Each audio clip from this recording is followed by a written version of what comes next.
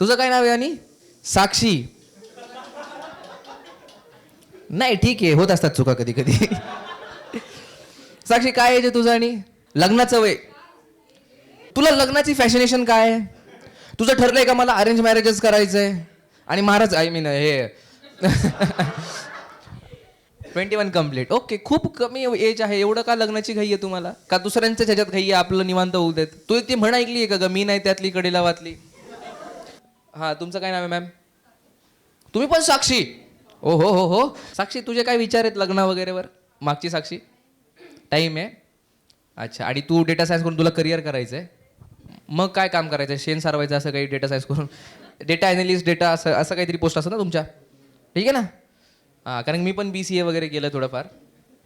पण मी BCA करून पण माझं काय नाही झालं. तुम्ही काय करणार 6 महिन्याचा कोर्स करून? मला असं वाटतं ओपन माईक स्वयंवरवर नाही कन्वर्ट करावं या मुलींनी. तिला लग्नावर एवढा भरलेली मुलगी आतून.